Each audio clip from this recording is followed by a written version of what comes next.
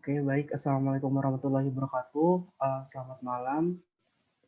Kami dari kelompok 3 mata kuliah teknologi fermentasi akan menjelaskan mengenai disrupsi sel metode fisikokimia yaitu ultrasonication dan agitasi.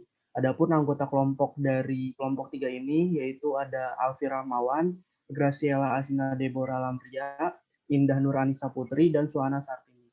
Kemudian untuk pemaparan materi akan dilakukan yang pertama oleh saya sendiri yaitu Alfi Ramawan, kemudian dilanjut oleh Graciela, kemudian dilanjut oleh Indah, dan dilanjut oleh Suhana.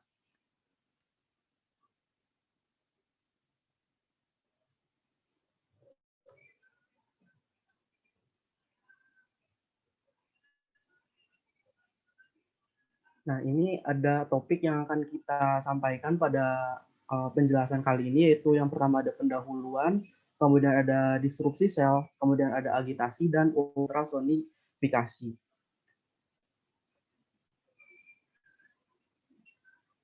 Nah, pendahuluan. Biasanya produk yang dihasilkan pada suatu industri bioproses itu berada dalam konsentrasi yang rendah, sehingga perlu dilakukan proses pemisahan dan pemurnian untuk meningkatkan konsentrasi produk yang diinginkan. Nah, kemudian pada beberapa proses fermentasi juga produk itu biasanya tidak berada pada suatu kaldu fermentasi, tetapi juga berada pada bagian dalam sel.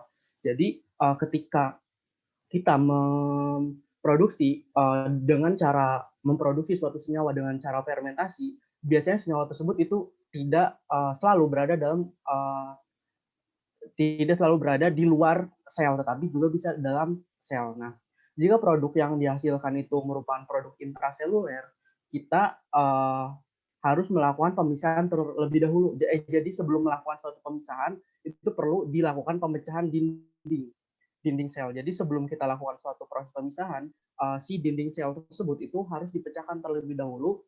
Kemudian bagian membrannya juga harus dipecahkan untuk apa? Untuk mengambil produk yang ada di dalam bagian sel tersebut sehingga bisa terlarut dalam kaldu fermentasi.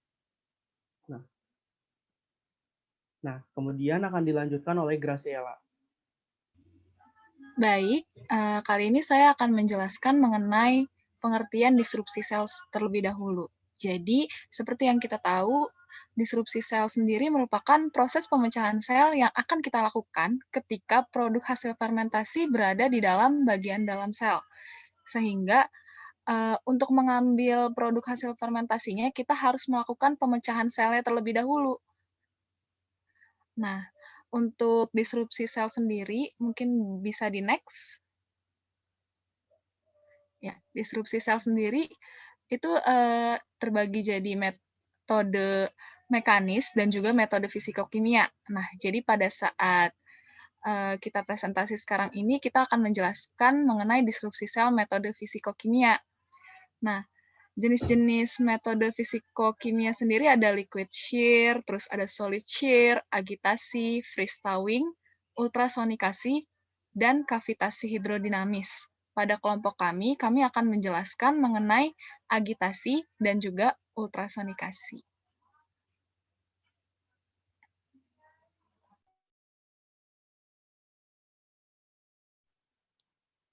Baik, selanjutnya yaitu agitasi. Jadi disrupsi sel dengan cara agitasi ini menggunakan batch mill dilakukan dengan cara penggilingan menggunakan suatu wadah atau ruang penggilingannya, baik vertikal maupun horizontal, dengan piringan atau impeller yang berotasi. Selanjutnya yaitu pergerakan secara rotasi ini mengakibatkan manik-manik kaca atau plastik ini yang digunakan dalam menggiling suspensi sel secara merata. Selanjutnya yaitu manik-manik ini biasanya berdiameter 0,1 sampai 3 mm, tergantung pada jenis mikroorganisme dan kecepatan ujung impeller yang berkisar antara 15 ms sampai 1, dan terbuat dari bahan tahan mekanis seperti kaca, keramik alumina, dan beberapa senyawa titanium. Selanjutnya, penggilingan ini merupakan cara pemecahan sel berdasarkan gaya gesek solid dengan mengagitasi suspensi sel dengan material yang bersifat abrasif. Jadi penggunaan manik-manik ini berukuran kecil lebih efektif. Next.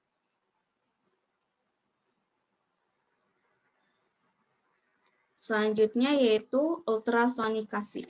Jadi disrupsi sel dengan metode ultrasonikasi ini merupakan proses pemecahan sel dengan menggunakan sinyal akustik frekuensi tinggi sehingga menyebabkan terjadinya proses kavitasi.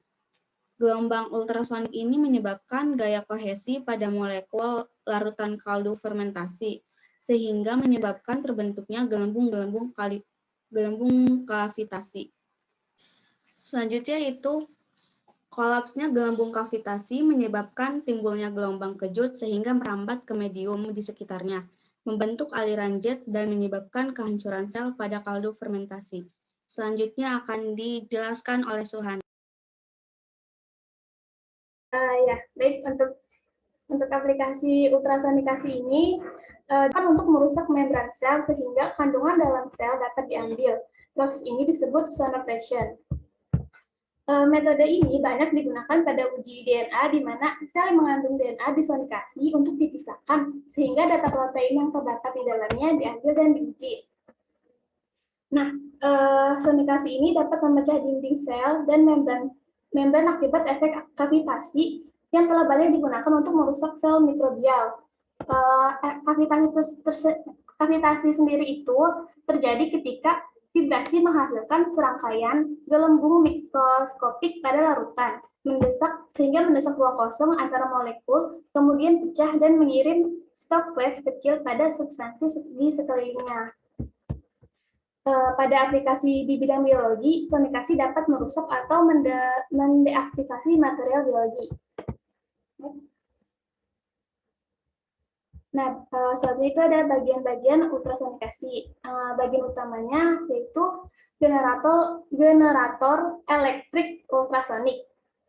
Generator ini menghasilkan sinyal sekitar 20-50 MHz yang memberikan energi pada transducer. Transducer mengkonversi sinyal elektrik dengan menggunakan piezoelektrik atau kristal yang memberikan respon terhadap energi listrik, yaitu dengan menghasilkan getaran vibrasi mekanis.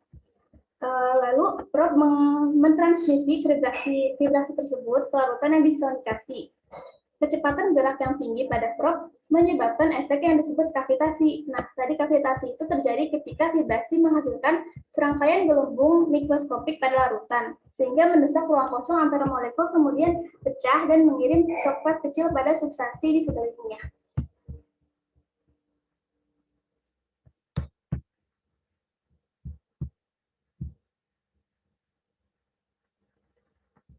Nah, baik.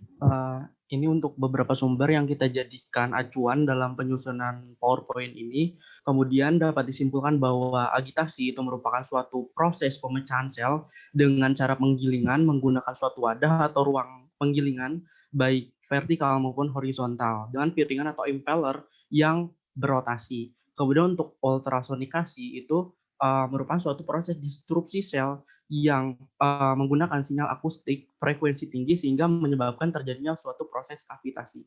Sekian presentasi dari kelompok kami, kurang lebihnya mohon maaf. Wassalamualaikum warahmatullahi wabarakatuh. Selamat malam.